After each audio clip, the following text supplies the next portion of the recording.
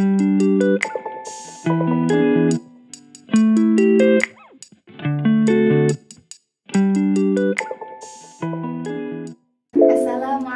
warahmatullahi wabarakatuh. Alhamdulillahirabbil alamin. Assalatu wassalamu ala asyrafil anbiya'i wal mursalin sayyidina Muhammad wa ala alihi wa sahbihi ajma'in, amma ba'du. Salam takdim kami kepada pengasuh Pondok Pesantren Zainul Hasan Genggong, yakni Kiai Haji Muhammad Hasan Mutawakkil Amallah SHMM.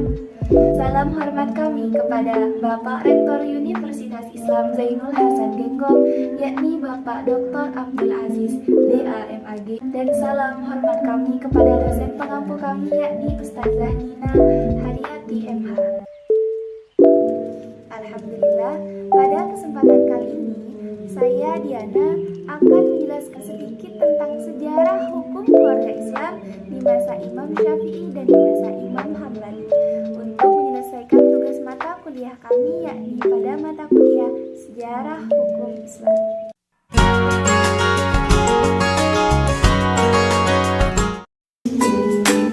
Yang pertama adalah Imam Syafi'i. Beliau lahir di kota Gaza pada tahun 767 Masehi. Nama asli beliau adalah Abu Abdullah Muhammad ibnu Idris Asy-Syafi'i. Beliau lahir di kota Gaza sebagai seorang anak yang sudah cerdas dari sejak lahir. Lalu lanjut kepada metode usul fikih di masa beliau. Pada masa beliau, metode usul fikih diambil dari 4 sumber sekaligus, tidak terkecuali sama sekali. Yang pertama dari Al-Quran, yang kedua dari Al-Hadis, dan yang ketiga dari Al-Ijma' dan terakhir dari Al-Qiyas. Sehingga keempat sumber tersebut menjadi referensi, menjadi sumber dari ijtihad beliau. Pendekatan pada hukum keluarga Islam pada masa ini, beliau mengarang sebuah kitab yang bernama Kitab Al-Um. Nah, di dalam kitab tersebut diperincilah semua hal yang berkaitan dengan hukum keluarga Islam, entah itu dari segi talak, pernikahan, dan lain-lain. Dan perlu digarisbawahi bahwa Imam Syafi'i ini adalah salah satu imam madhab yang terkenal dengan hukumnya yang sangat terperinci dan mudah untuk dilaksanakan. Yang kedua adalah Imam Hambali. Beliau lahir di kota Baghdad, Irak pada tahun 780 Masehi. Nama beliau tentu masyhur di kalangan kita, yakni Imam Ahmad bin Hanbal. Imam Ahmad bin Hanbal ini adalah nama asli dari Imam Hambali, sehingga mudah untuk kita ingat. Imam Syafi'i dan Imam Hambali ada di dalam satu tempat di dalam berijtihad, yakni di kota Baghdad. Beliau memiliki perbedaan di dalam ijtihadnya. Kalau Imam Syafi'i tadi menggunakan 4, maka Imam Hambali di sini hanya terfokus pada 2, yaitu Al-Quran dan Al-Hadis dalam metode ijtihad beliau.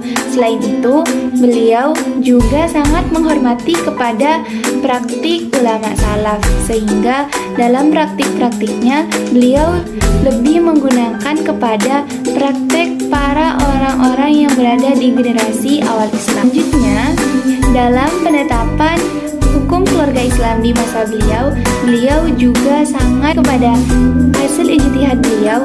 Orang-orang yang mengikuti kepada hasil ijtihad beliau sangat menghargai kepada tradisi, karena beliau juga sangat memelihara terhadap tradisi Islam pada masa itu. Selain itu, beliau itu juga memiliki kitab sama seperti Imam Syafi'i, namanya Kitab Al-Mushalla, dan praktikumnya juga sama. Selain itu, beliau juga memiliki karangan kitab. Nama karangan kitab beliau di masa itu adalah Kitab Al-Mushalla, karya Imam Ahmad. Kesimpulan dari dua pembahasan, sebenarnya para ulama sama benar di dalam merumuskan sebuah hukum. Akan tetapi, beliau memiliki cara-cara tersendiri untuk melahirkan hukum tersebut. Sama seperti Imam Hambali dan Imam Syafi'i tadi. Jika Imam Syafi'i mengikuti kepada 4 sumber, Imam Hambali hanya mengikuti kepada 2 sumber saja. Tapi itu sangat dibenarkan dan tidak boleh disalahkan. Baik, saya kira cukup sampai di sini apa yang bisa kami sampaikan. Kurang lebihnya kami Kami sangat mohon maaf. Assalamualaikum warahmatullahi wabarakatuh.